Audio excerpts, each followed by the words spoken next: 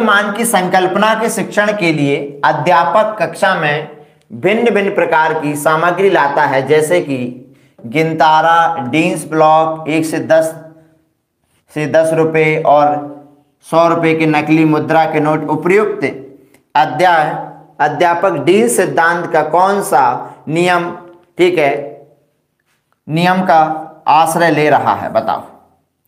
तो सबसे पहले मैं आपको डीन्स के बारे में बता देता हूं, जरा डीन्स साहब के बारे में थोड़ा आपको बता देता हूं। किसके बारे में बेटा? थोड़ा डीन्स के बारे में पढ़ लेते हैं बेटा। डीन्स ही आपके लिए बहुत इंपॉर्टेंट है, ठीक है। डीन्स का एक क्वेश्चन आएगा, इसलिए आप, अगर आपके पास बेटा नोटबुक हो तो निकाल लो, और उसमें हम लोग कुछ लिखने वाले हैं, कुछ समझने वाले हैं। तो ये आप लोग बेटा बीएड बीटीसी वगैरह में आपने ये थ्योरी पढ़ी होगी, राइट? कहाँ पढ़ी होगी? बीएड बीटीसी वगैरह में थ्योरी आपने पढ़ी होगी। चलो आ जाओ। तो जॉल्टन डीन्स के बारे में बात करते हैं हम लोग बेटा, किसके में, यानी जॉल्टन डीन्स। जॉल्टन डीन्स के बारे में। जॉल्टन डीन्स ने गणित सीखने के 4 नियम बताए। कितने नियम बताए बेटा? 4 नियम बताए। 4 नियम बताए, लिख लो, 4 नियम बताए। लॉ लिख लो बेटा। फर्स्ट है हमारा कौन सा? गतिशीलता सिद्धांत। गतिशीलता सिद्धांत फर्स्ट है बेटा, गतिशीलता सिद्धांत। दूसरा है बेटा हमारा प्रत्यक्ष ज्ञानात्मक, जिसे बौद्धात्मक भी बोल देते हैं, ठीक है, परिवर्तिता।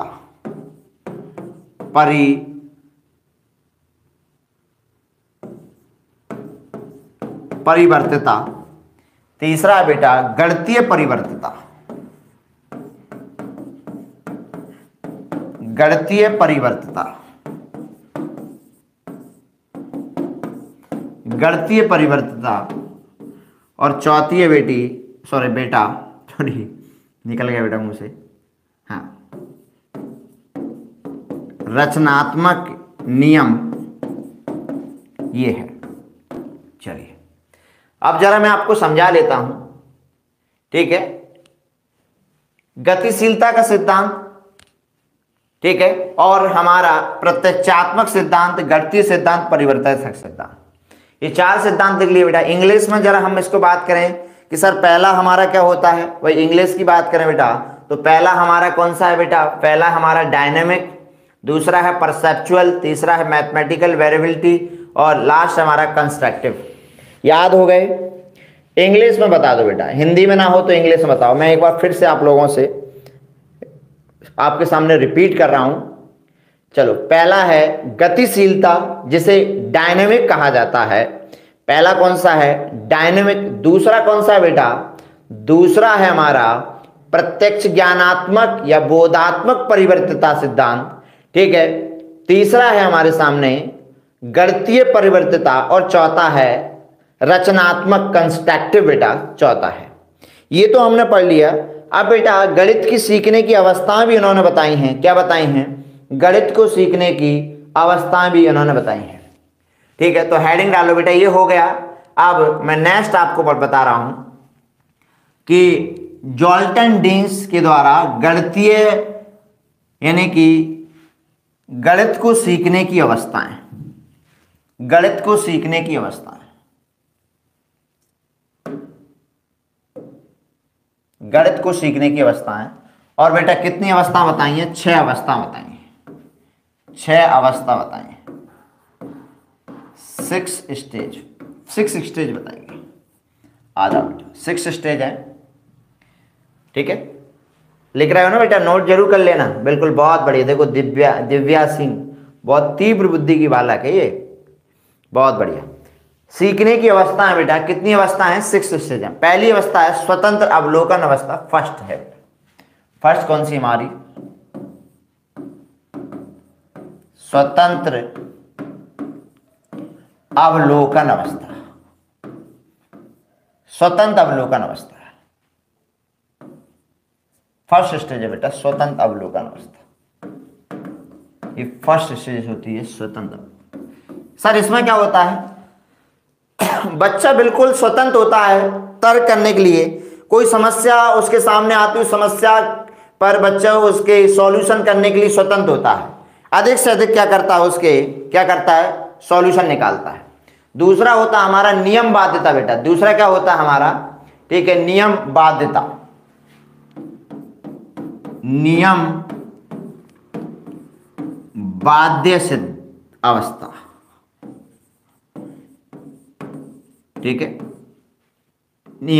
नियम बाध्य का मतलब है कि यहां पर बच्चा नियम बनाने लगता है बेटा। क्या करने लगे, यानी कि रूल्स बैंडिंग हम कहेंगे। क्या करेंगे बेटा,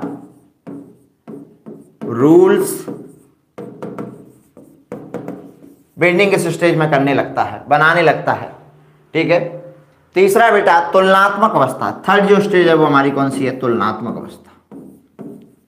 कंपैरिजन करने लगेगा दो चीजों के बीच में, तुलनात्मक अवस्था होती है, ठीक है, कि नियम जो बना लिया है उस नियम के बीच में इस स्तर में जाकर पहले कोई समस्या उसके सामने आती है, उसके ऊपर प्रयास करता है, नई परिस्थिति आती है उसके सामने, प्रयास करता है, स्वतंत्र होता है।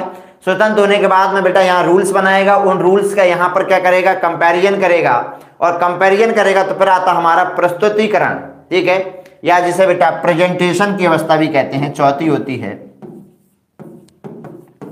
प्रस्तुतिकरण।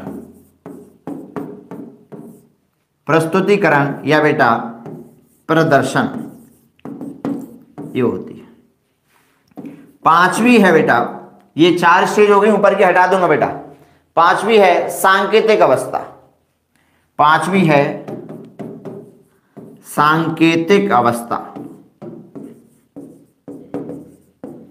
और छठवीं है बेटा सिद्धांत अवस्था। सिद्धांत यहां बनाएगा बेटा, सिद्धांत अवस्था दिखाई दे रहा है बेटा नीचे, हाँ, सिद्धांत अवस्था है छठवीं।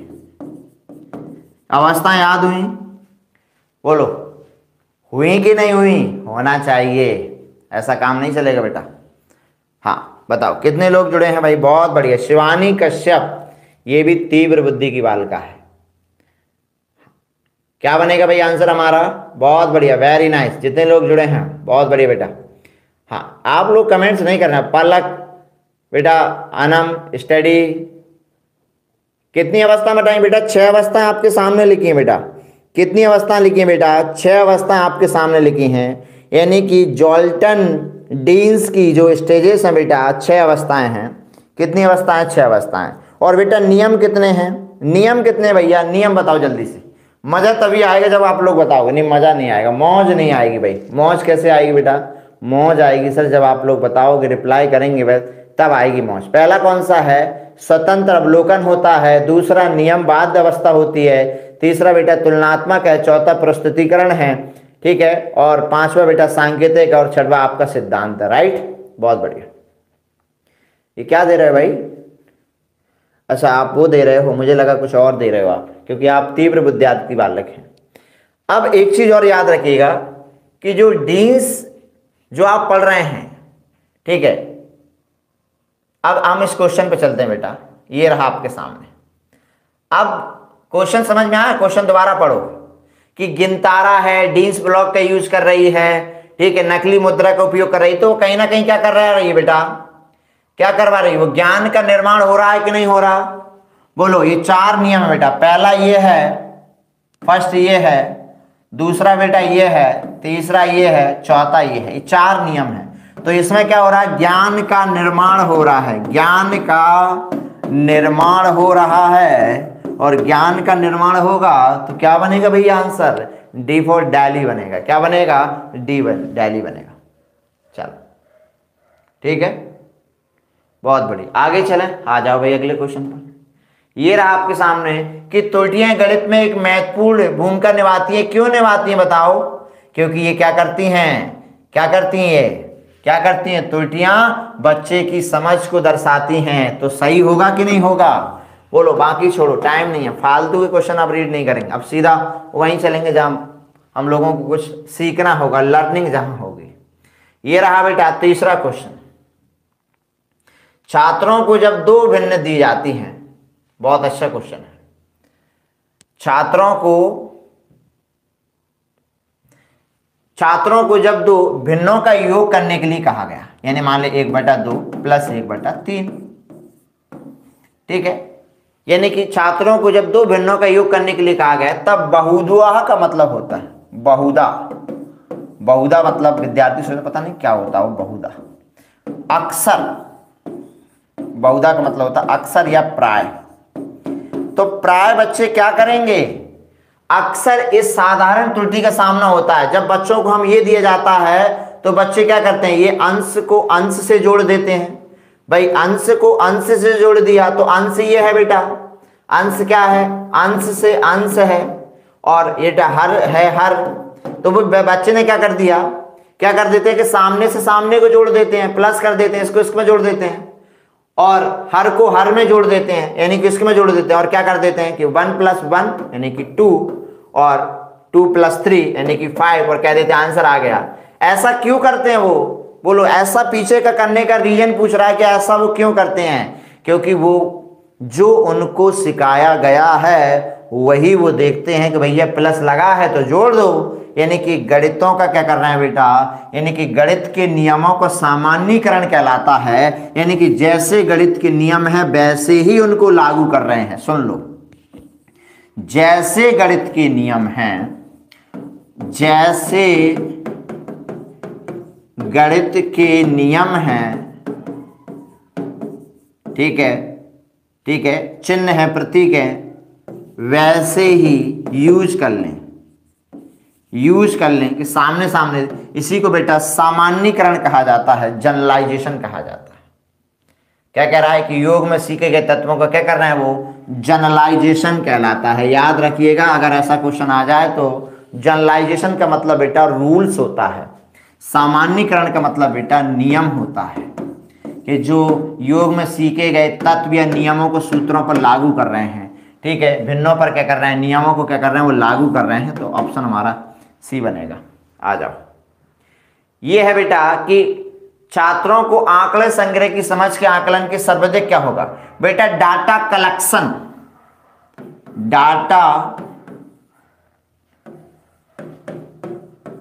डाटा कलेक्शन की बात हो रही बेटा। डाटा कलेक्शन में क्या होगा, कुछ मत कराओ बेटा, सर्वे करा दो। क्या करा दें, सर्वे करा दें।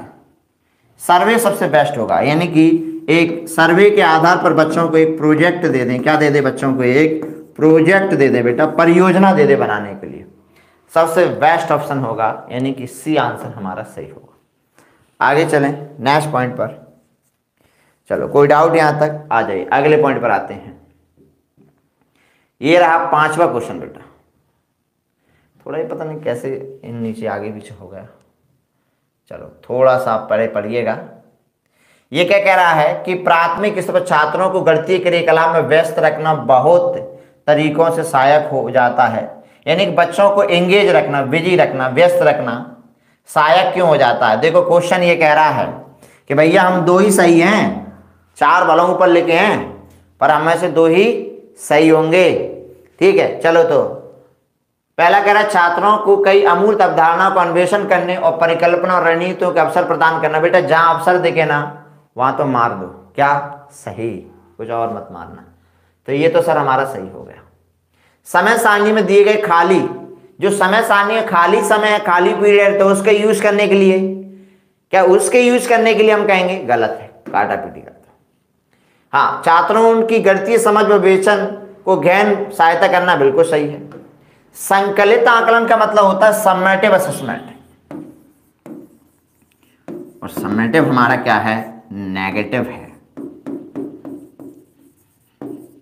कट गया, 2 ही सही है, तो कौन सही होगा, पहला और तीसरा, यानी कि डी ऑप्शन ही करेक्ट होगा। आ जाओ भाई, आज के क्वेश्चन आपको आसान लग रहे होंगे, राइट। क्यों लग रहे हैं पता है, क्योंकि आप लोगों ने इतनी प्रैक्टिस कर ली कि अब आपको आसान ही लगेंगे। बस जो मैंने आपको कुछ स्टार लगवाए हैं, सिलेक्टेड क्वेश्चन करवाए, बस उन्हीं को बेटा आप लोग कर जाना, टिक लगा ले, टिक तो लगा ही लिया, लास्ट में उन्हीं को पढ़ लेना आप लोग। अभी मैं एक क्लास और लेकर आऊँगा धमाकेदार, जब आपका एग्जाम होगा तब, ठीक है, तब एक किताब मैथ की और लाऊंगा अभी मैं, ठीक है। चलो हाँ आगे बढ़े। हाँ, ये नेक्स्ट क्वेश्चन, ज्यामिति को गणित का एक महत्वपूर्ण क्षेत्र माना गया। बहुत बढ़िया क्वेश्चन भाई, ज्योमेट्री को एक गणित की महत्वपूर्ण पार्ट क्यों माना गया? बेटा अगर ज्यामिति नहीं आएगी तो बेटा बच्चा आकृतियों को कैसे समझेगा, ठीक है, वस्तुओं की पहचान कैसे कर पाएगा? ये बताओ, अगर बच्चे को आकृति नहीं आए, आकृति की समझ नहीं होगी, तो फिर कोई वो वस्तु में अंतर कर पाएगा, समझ कर पाएगा? नहीं कर पाएगा बेटा। इसलिए बहुत जरूरी है। तो क्या होगा भाई कि दैनिक जीवन ज्यामिति अनुभव, दैनिक जीवन में अधिगम और गणितीय विचारों अवधारणाओं। बेटा आप लोग ये देखा करो ऐसा ऑप्शन जहां पर किसकी बात की गई हो, जहां पर किसकी बात की गई हो, जहां पर जीवन प्रैक्टिकल लाइफ से कनेक्ट करने की बात की गई हो, वही ऑप्शन हमारा करेक्ट होगा। चलो नेक्स्ट पे चलें, डी ऑप्शन। ये रहा भाई आपके सामने 7 क्वेश्चन। 7 क्वेश्चन आपके सामने है कि सुश्री एक प्राथमिक कक्षा, लाइक नहीं करते हैं आप लोग हैं, देखो जीएस मंत्रा आनंद बेटा सभी विद्यार्थी एक बार लाइक तो कर दो। कि कर दिया सर? लाइक नहीं करेंगे सर हम लोग, लाइक को तुमको वरदान है ना। चलो बेटा जो लोग चाहते हैं कि सर मेरी थ्योरी कंप्लीट हो जाए, तो भैया हमारा जो बैच है वो 299 रुपये का बैच है, उसको भी ज्वाइन कर लो। मौज तो मिल ही जाएगी आपको, मौज तो मिल ही जाएगी 299 में, ठीक है। चलो आनम कह रही है बेटा 2 बार लाइक मत किया करो बेटा, कि सर हम 2 बार लाइक करते हैं आपकी वीडियो को, एक बार आते और एक बार जाते समय, तभी कहते हैं कि लाइक घट कैसे जाते हैं। चलो आ जाओ भाई, क्या आंसर बनेगा इसका? आंसर बताओ भाई, आंसर दे दो अभी। अच्छा अभी आंसर दिखाई नहीं तो सर हम देंगे कहाँ से, ठीक है। चलो तो आंसर देखें पहले हम इस चीज़ का। क्या कह रहा है क्वेश्चन कि सुश्री एक प्राथमिक कक्षा की गणित की अध्यापिका जो अपने विद्यार्थियों को 2 अंकों वाली संख्याओं का योग पढ़ाने के लिए विविध विधियों का यूज करती है। जैसे कि वो क्या क्या कर रही है, देखो एक बार ये करा दिया, एक बार ये करा दिया, एक बार ये करा दिया, एक बार ये करा दिया, अलग अलग कर पा रही है। क्यों कर पा रही है? क्या उद्देश्य भ्रमित करना है, समय व्यर्थ कर रही है? ऐसे सॉल्व कर दो, बताओ। केवल गणितीय है मार दो बस, नेगेटिव पॉजिटिव से उसको सॉल्व कर दोगे, नेगेटिव पॉजिटिव से ही सॉल्व कर दोगे। अब तो सर आप धाकड़ हो गए हो, बिल्कुल धाकड़ का मतलब जानते हो कि सर कहीं भी उतार दो, ठीक है, सॉल्व कर कर ही आएंगे। क्या आंसर बनेगा बेटा हमारा? बी फॉर बॉम्बे हमारा करेक्ट बनेगा। निकाल लोगे ना आंसर कि सर तुक्का लगाएंगे तब भी सही कर देंगे इसको, तो हमको पढ़ने की जरूरत ही ना है, राइट। चलो ये रहा आपके सामने 8 क्वेश्चन। कंचों के खेल में बेटा क्या कर रही है? कंचों के खेल में रेनू 4 कंचे हार जाती। कितने हार गई भैया? 4 हार गई, ठीक है। कितने कंचे हार गई?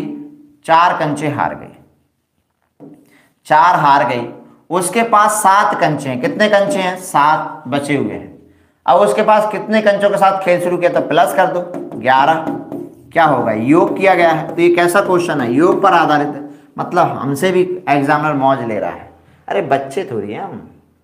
बहुत बढ़िया है ये क्वेश्चन। अच्छा है कि षष्टिक का यूज किसमें किया जाता है?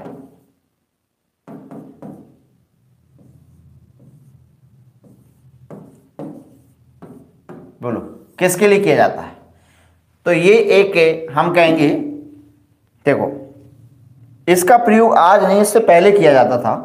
करीब हम मान के लेके चलें कि 31 ईसा पूर्व से पहले हम इसका यूज करते थे। और ये एक संख्या पद्धति है, ये मान लो नंबर सिस्टम है, संख्या पद्धति है, संख्या पद्धति है। और कोणों का मान ज्ञात करने के लिए हम इसका यूज करते थे। कोणों का मान ज्ञात करने के लिए, कोणों को मापने के लिए हम यूज करते। इसमें आधार 10 नहीं होता है, जैसे अभी हम पढ़ते हैं तो इसमें 1 से लेकर 10 संख्याएं ये आधार होती हैं, बट इसमें 1 से लेकर 60 संख्याएं आधार होती हैं। इसमें कितनी होती हैं? 60 होती हैं, यानी आधार कितनी होती है? 60 होती है, ठीक है। नहीं होती, कितनी होती है? 1 से 60 होती है। तो राइट ऑप्शन क्या बनेगा? बी बनेगा। आ जाओ। तो एक चलो प्राचीन मेथड से ही आ जाओ।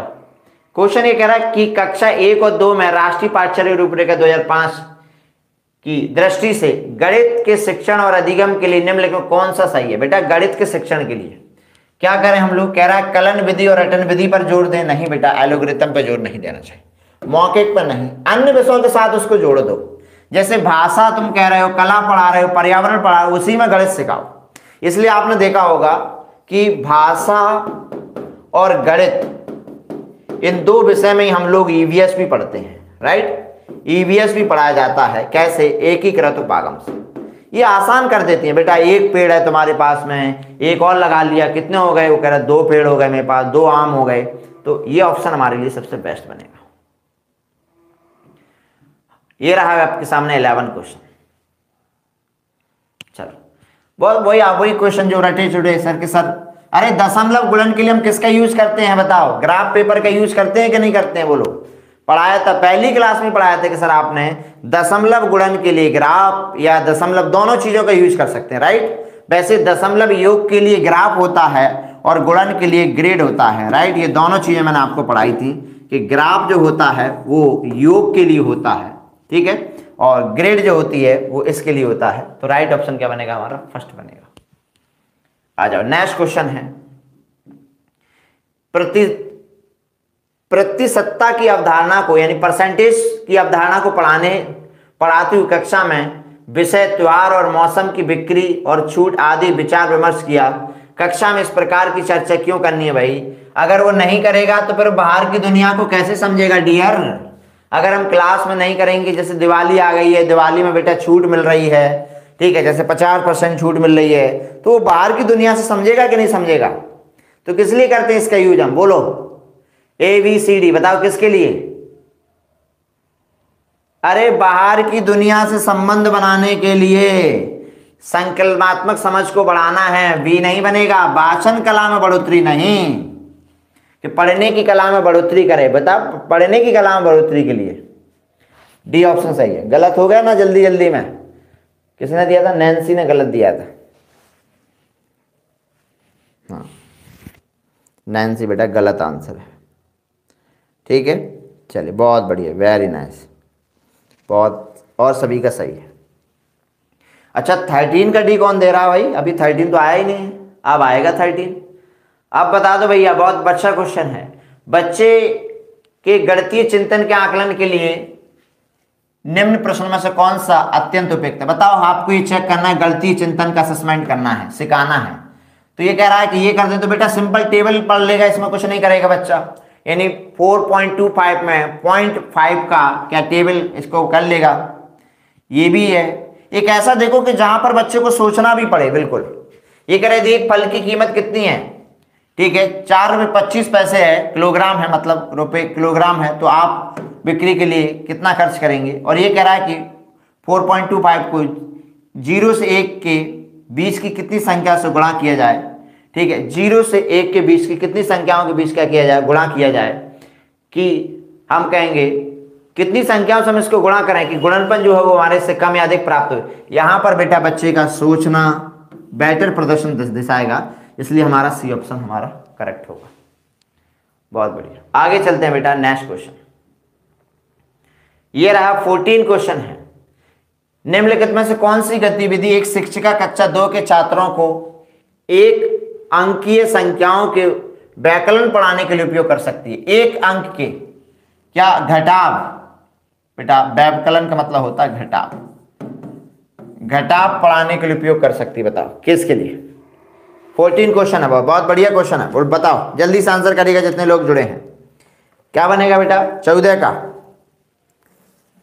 तो क्या करेगी, पहला क्या कर रहा है कि भाई पहला देखते हैं बिंदु बनाना और उनमें 2 बिंदुओं पर गोला लगा बना देना। भाई बिंदु बनाना, ये बिंदु बना लिए, ठीक है, और उनमें से 2 बिंदुओं पर गोला बना लेना। फिर बच्चे से बचे हुए बिंदुओं को गिनने के लिए कहना, जैसे ये बिंदु बना दिए और फिर इस पर क्या लगा दे, गोला लगा दे, मान लो इस पर गोला लगा दी, इस पर, और फिर पूछे बेटा कि कितने गोले हैं, ठीक है। फिर बच्चों से बचे हुए गिनने के लिए कहना, ये गतिविधि समान प्रकार के उदाहरणों को दोहराना है, ठीक है। हाँ ये करा सकती है, तो वो कहेगा कि आप 4 बचे, इसका मतलब 2 पर गोला लग गए, ये तो ये सही है। ये तो बेटा थोड़ा बढ़ जाएगा, हटा दो इसको, थोड़ा लेवल बढ़ जाएगा बेटा, सेकंड क्लास है, ये नहीं होगा सैम्पल पर, लेकिन ये भी गलत है बेटा, ठीक है। और ये थोड़ी समस्या और बार बार अभ्यास, ये बड़ा हो जाएगा लेवल, हटाओ इसको, हमारा फर्स्ट ऑप्शन सही है। ए ऑप्शन सही है। A for Agra, very nice. आ जाओ, इसका बेटा लास्ट क्वेश्चन है, फिर हम लोग लास्ट कर देंगे आज। इसके बाद में 15 क्वेश्चन और है बेटा, इसके बाद लास्ट होगा। रेहाना गणित की एक अच्छी अध्यापिका बनना चाहती है। याद करो मेरी क्लास को, कॉन्सेप्ट फॉर्मेशन समझाया था। अब आप ये नहीं कहो सर आपने नहीं पढ़ाया था, कॉन्सेप्ट फॉर्मेशन पढ़ाया था। मेरी मैराथन क्लास किस किसने नहीं देखी? 2 क्लास है बेटा, 2 क्लास। एक बार कमेंट्स करें कि सर मैंने नहीं देखी है। कॉन्सेप्ट फॉर्मेशन, कॉन्सेप्ट फॉर्मेशन क्या होता है? अवधारणा का निर्माण। तो सुन लो, अवधारणा का निर्माण क्या होता है? अवधारणा का निर्माण। चलो भाई, तो सुन लो, जब आप बच्चों को कोई अवधारणा निर्माण करना चाहते हैं तो सबसे पहले उन अवधारणाओं को आपको स्पष्ट करना है। सबसे पहले अवधारणाओं को स्पष्ट करना, अवधारणा या संकल्पना को स्पष्ट करना पहला काम होता है। उनको स्पष्ट कर दें, फिर क्या कराएं? उसके अभ्यास कराएं और वास्तविक जीवन से कनेक्ट करें। वास्तविक जीवन से क्या करें? जीवन से जोड़ दें। बी ऑप्शन सही होगा। हटा, खत्म। आ गया भाई आपके सामने, ये रहा आज का लास्ट। और फिर होगा क्या? वही क्वेश्चन अभी पढ़ाया था। अब लिख दो ऑप्शन में 4। डेन्स ने 4 नियम बताए हैं।